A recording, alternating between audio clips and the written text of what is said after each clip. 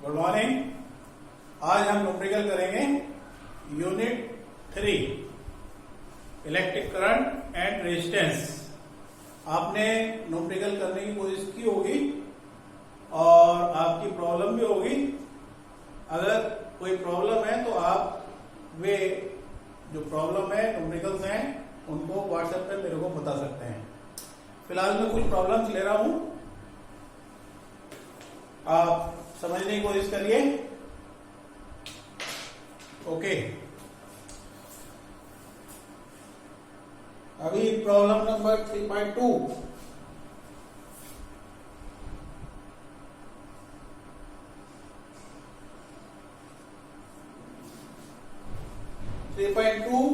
Numerical है, इसको discuss कर रहे हैं।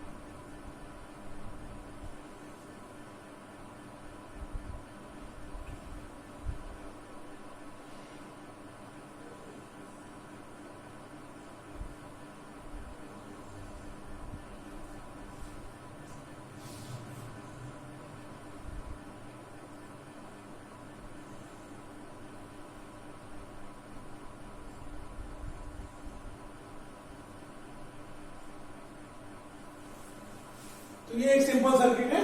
एक सेल है जिसका विद्युत वाहक बल है 10 वोल्ट और आंतरिक प्रतिरोध है 3 ओम। और जब हम इस सेल से धारा लेते हैं तो धारा की वैल्यू है 0.5 एम्पीरिक करंट इसमें फ्लो कर रही है सर्किट के अंदर। तो हमारे को फाइंड करना है एक तो एक्सटर्नल रेजिस्टेंस R और एक सेल की प्लेटों के बीच का विभवांतर।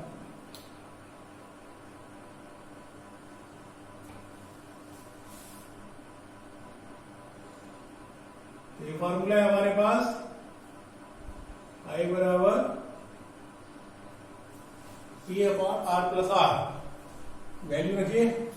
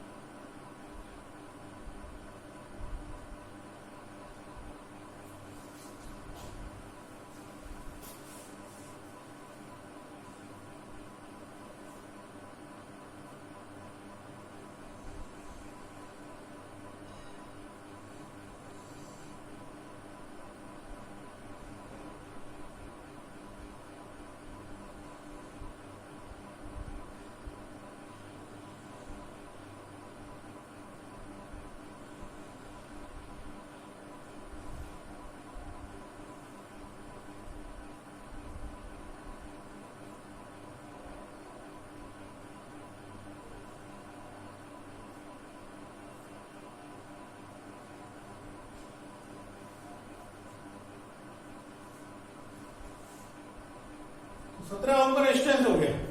सर्किट के अंदर जो एक्सटर्नल रेजिस्टेंस है वो हो गया 17 ओम।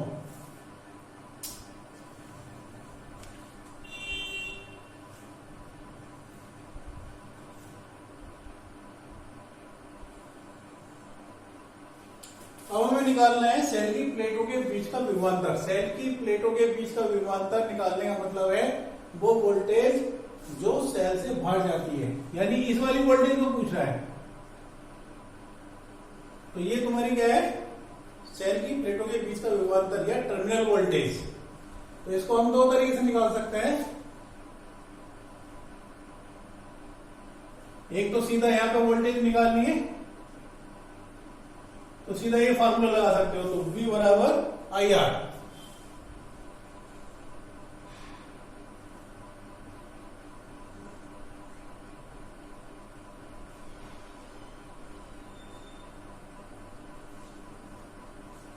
तो सेल की प्लेटों के बीच का विभवांतर हो गया 8.5 वोल्ट। या इसको हम फार्मूले से भी निकाल सकते हैं, ये फार्मूले भी लगा सकते हो तुम, E बराबर V प्लस आई आर। तो E है तुम्हारा 10 वोल्ट, V फाइंड करना है, I हो गया 0.5 और R हो गया 3।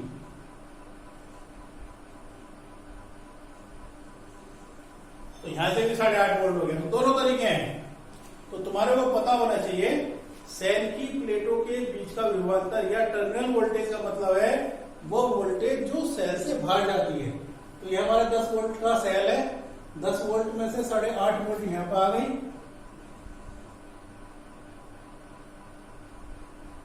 और 1.5 वोल्ट यहां पे है।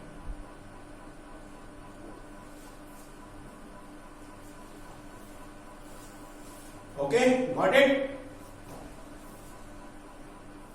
अभी प्रॉब्लम है 3.3।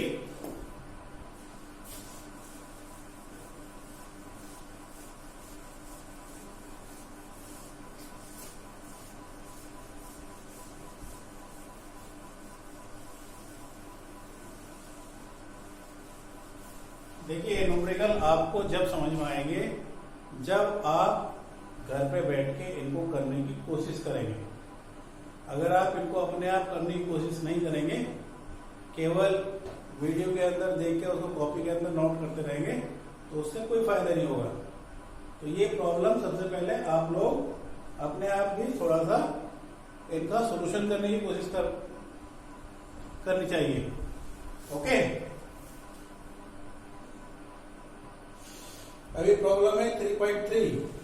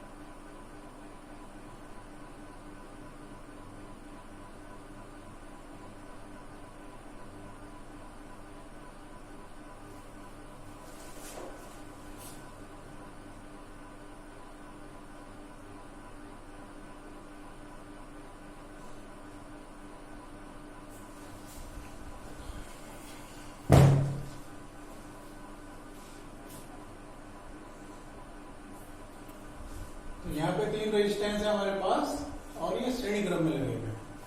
तो हमें एक तो बताना है परिपथ का तुल्य प्रतिरोध। तो श्रेणी क्रम में है तो तुल्य प्रतिरोध कितना हो जाएगा?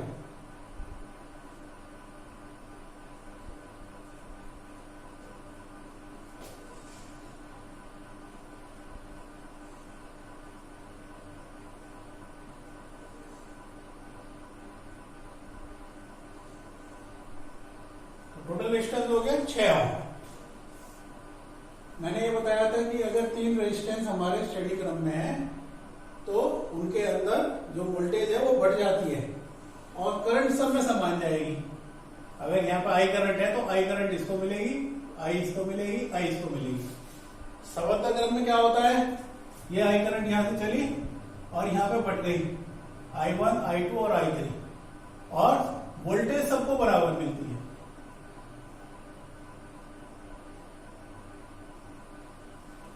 तो ये आप लोगों को पता होना चाहिए कि श्रेणी क्रम के अंदर जो है धारा समान रहती है पूरे सर्किट के अंदर और वोल्टेज बढ़ती है। समांतर क्रम के अंदर वोल्टेज समान होगी, 20 वोल्ट इसको मिलेगी, 20 इसको मिलेगी, 20 इसको मिलेगी और जो धारा है वो हमारी डिवाइड हो जाती है। तो ये बेसिक चीज है, ये आप लोगों को पता होना चाहिए। तो अभी हमें क्या निकालना है, यहाँ पे वोल्टेज। तो यहाँ पे वोल्टेज निकालने हैं तो यहाँ पे फॉर्मूला लगाएंगे V बराबर IR। इसमें निकाल रहे हैं तो इसके लिए लगाएंगे, इसमें निकाल रहे हैं तो इसके लिए लगाएंगे। यानी जिस तरीके से आप फोन में सेलेक्ट करते हैं कोई भी ऑप्शन, उसी तरीके से आपको जो है यहाँ पे सर्किट के उतने हिस्से को सेलेक्ट करना है जहां पे आपको वोल्टेज निकालनी है, धारा निकालनी है और रेजिस्टेंस निकालनी है। तो अगर हमें वोल्टेज यहाँ पे निकालनी है तो सर्किट का ये भाग हम सेलेक्ट करेंगे। यहाँ पे वोल्टेज निकालनी है तो ये सेलेक्ट करेंगे, यहाँ पे निकालनी है तो ये सेलेक्ट करेंगे, राइट।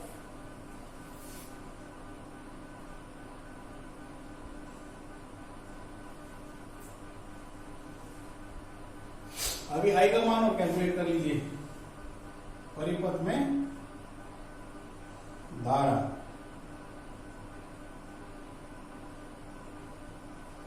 तो टोटल धारा निकालने के लिए पूरा सर्किट सेलेक्ट करेंगे हम। I बराबर V upon R, total voltage और टोटल रेजिस्टेंस। तो टोटल वोल्टेज है 12, तो 2 एम्पियर की करंट हो गई। तो 2 एम्पियर की करंट पूरे सर्किट के अंदर मूव करेगी इस तरीके से। 2 एम्पियर यहाँ पे है, 2 यहाँ पे है, 2 यहाँ पे है। अभी निकालिए यहाँ पे वोल्टेज।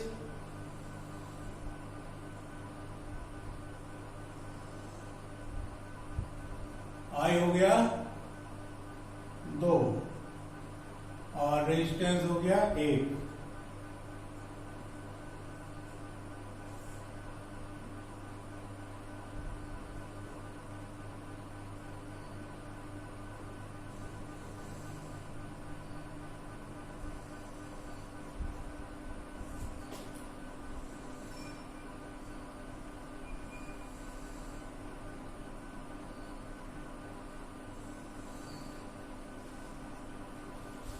तो 2 वोल्ट यहाँ पे और 4 वोल्ट यहाँ पे और 6 वोल्ट यहाँ पे।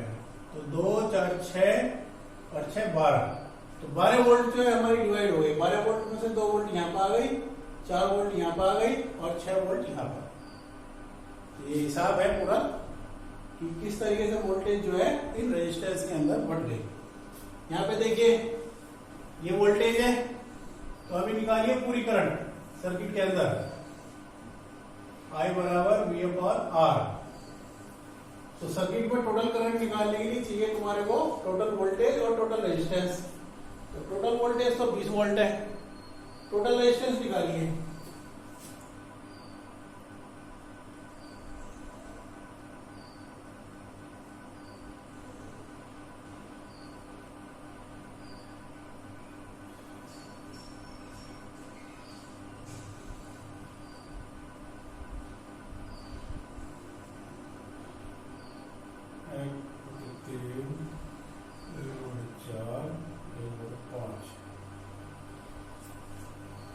एल्शियम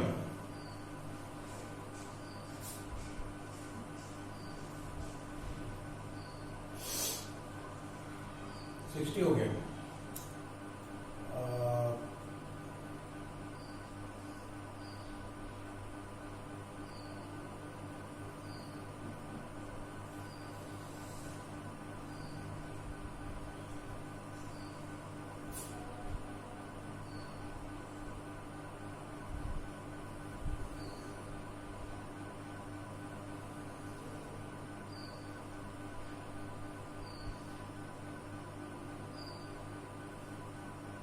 तीस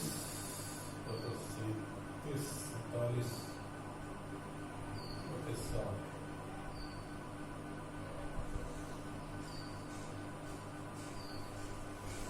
तो सर्किट का टोटल रेजिस्टेंस हो गया 60/47।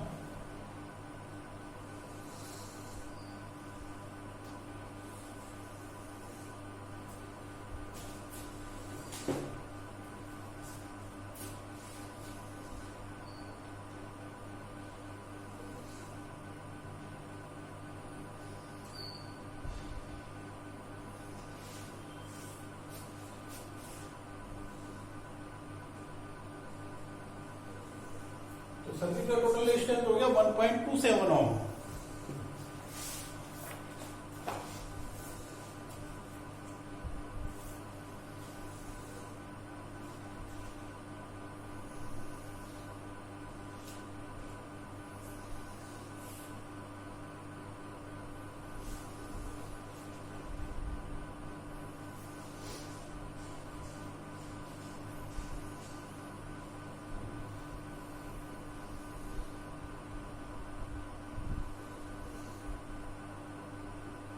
तो हो गया तो बता ये 2 ओम का रेजिस्टेंस है।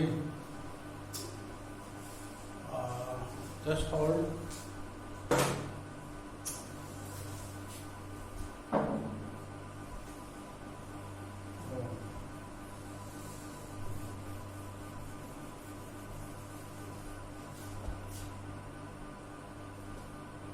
दो चार पाँच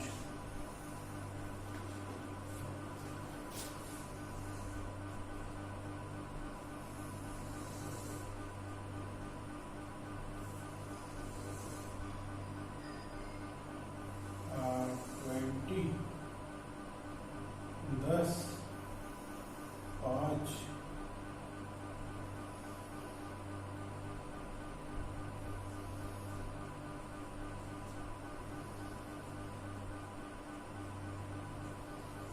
तो इतना रेजिस्टेंस हो गया 20/19 ओम।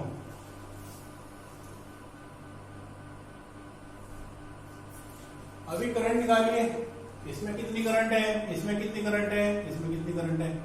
जब यहाँ पे करंट निकालनी है तो सर्किट का ये भाग सेलेक्ट करेंगे, जब यहाँ निकालनी है तो ये सेलेक्ट करेंगे, जब यहाँ निकालनी है तो इसको सेलेक्ट करेंगे, है ना।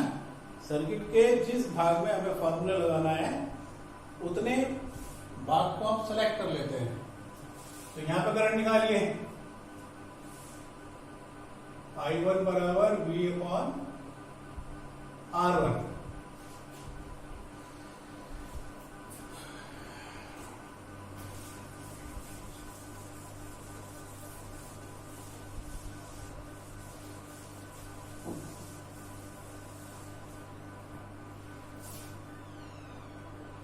I1 बराबर V/R1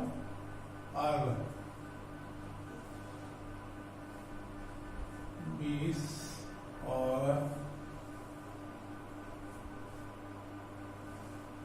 रेजिस्टेंस है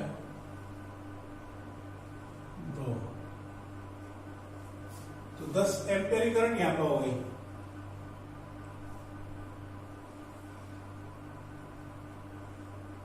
दस एम्पियर करंट इसके अंदर हो गई।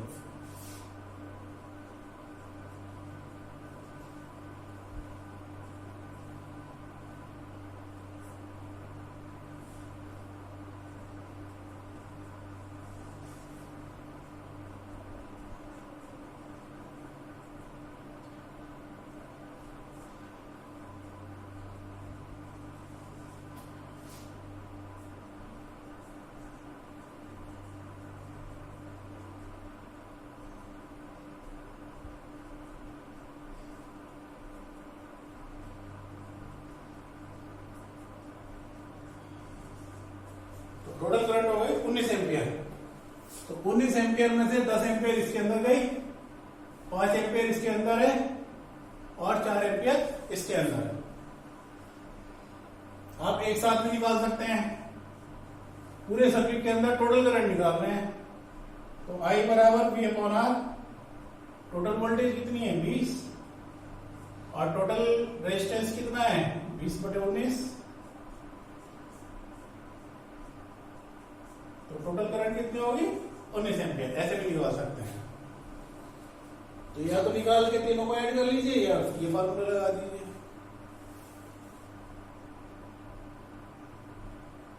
Okay, next question.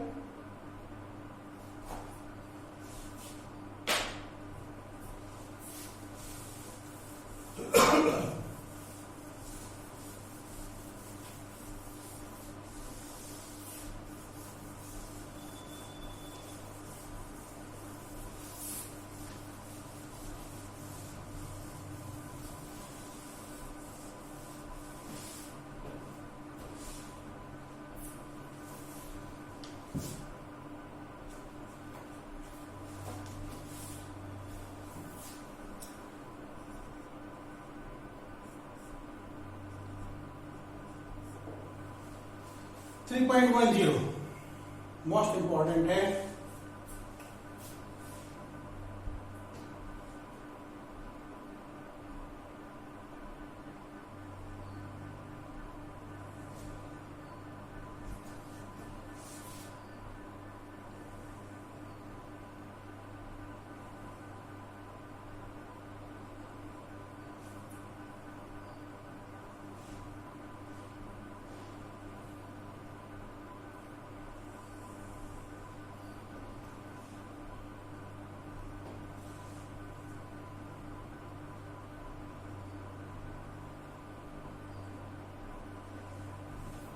ये हमारा है मीटर सेतु।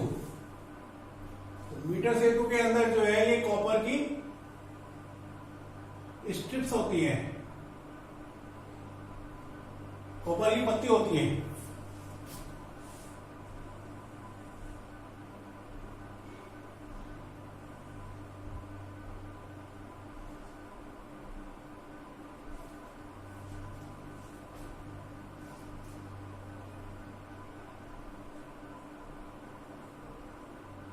एक गैप ये है और एक गैप ये है।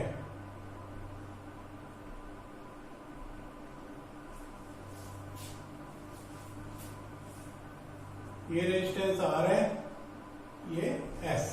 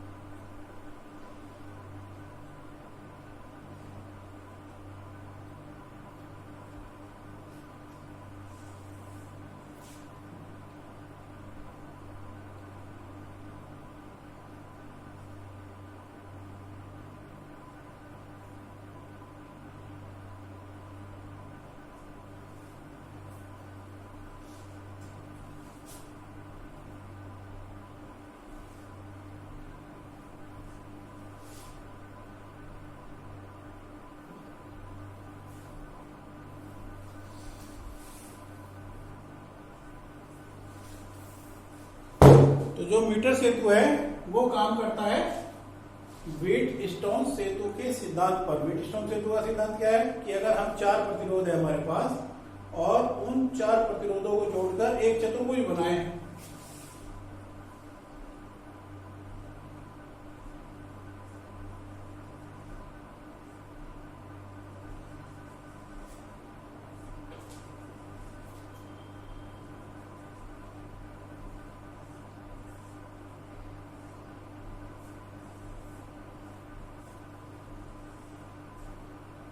इस तरीके से एक चतुर्भुज बनाए और फिर उसके एक मीटर में गैल्वेनोमीटर और एक विकर्ण में सेल लगाएं तो संतुलन की अवस्था में धारा मापी में धारा नहीं बहती। तो संतुलन की अवस्था क्या है? P/Q बराबर R/S। यानी अगर इसका और इसका अनुपात इसके और इसके अनुपात के बराबर है तो यहां धारा नहीं आती है। तो ये व्हीटस्टोन सेतु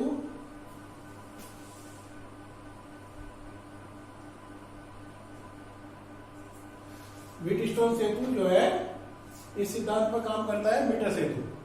तो ये मीटर सेतु हो गया, इसमें ये इस तार का रेजिस्टेंस हो गया R, इस तार का रेजिस्टेंस हो गया S। तार का ये जो हिस्सा है इसको हम बोलेंगे P और तार का ये हिस्सा जो है बोलेंगे Q। तो वो बोल रहे हैं कि जो नल पॉइंट है वो 39.5 सेंटीमीटर पे मिलता है। तो अगर ये 39.5 है तो ये कितना हो गया? 60.5, क्योंकि मीटर सेतु के अंदर जो तार की लंबाई होती है वो होती है 1 मीटर यानी 100 सेंटीमीटर।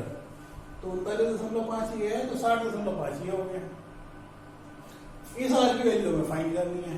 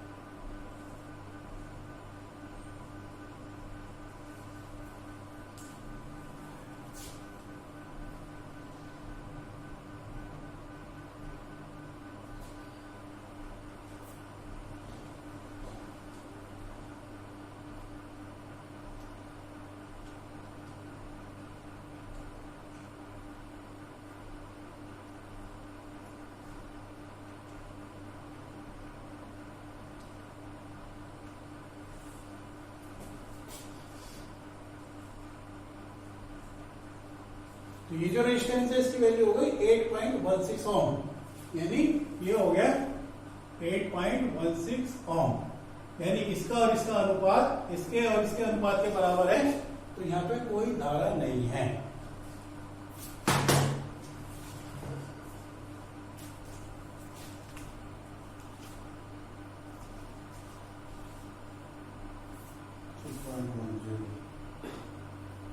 तो वो बोल रहा है इसके अंदर व्हीटस्टोन सेतु या मीटर सेतु में प्रतिरोधक के संयोजन के लिए मोटी कॉपर की पत्तियां क्यों प्रयोग में लाते हैं। यह भी मैंने बताया कि जो मीटर सेतु है इसके अंदर ये कॉपर की पत्ती लगी होती हैं।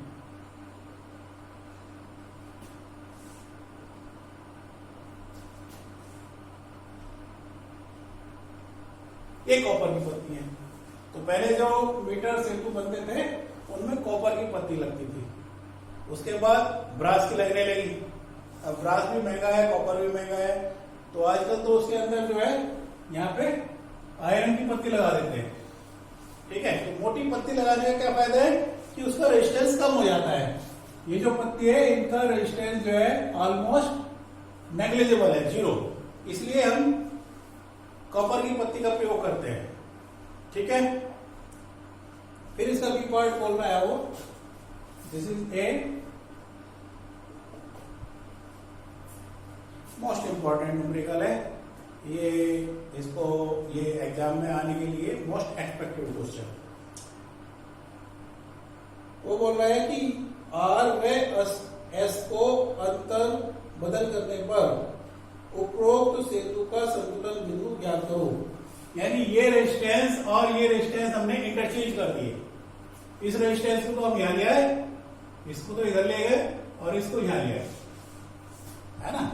तो अगर हम इनको इंटरचेंज करेंगे तो ये लेंथ भी हमारी इंटरचेंज हो जाएगी। यानी ये 60.5 तो इधर आ जाएगी और 39.5 यहां आ जाएगी। समझ में आई बात है। तो आर व एस को इंटरचेंज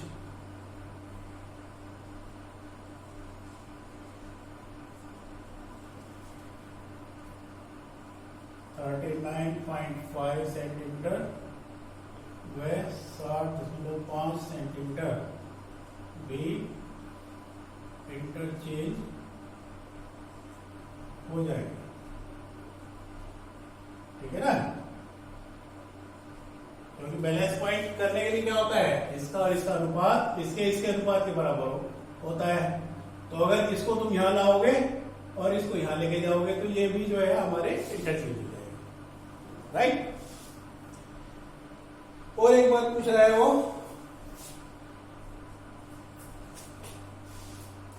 यदि सेतु के संतुलन की अवस्था में गैल्वेनोमीटर और सेल को अंतर बदल कर दें, यानी हमें क्या करना है, यहाँ पे एक सेल भी लगा हुआ है ना, ये वाला। तो वो बोल रहा है कि गैल्वेनोमीटर और इसको हम इंटरचेंज कर दें, ठीक है। ये संतुलन की अवस्था में ये R है, ये S है, ये P है, ये Q है। अब हमने क्या करा कि जो सेल है उसको तो यहां लगा दिया और गैल्वेनोमीटर को यहां लगा दिया।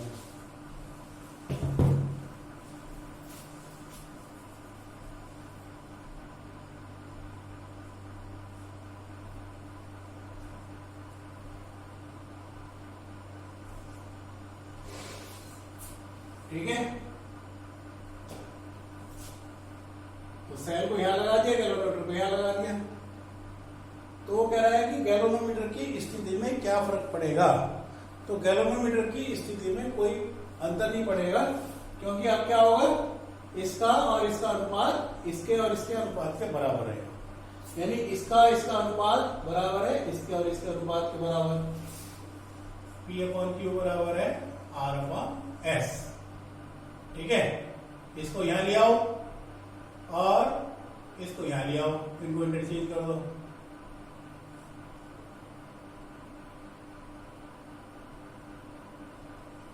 P/Q बराबर हो गया Q/P बराबर हो गया S/R,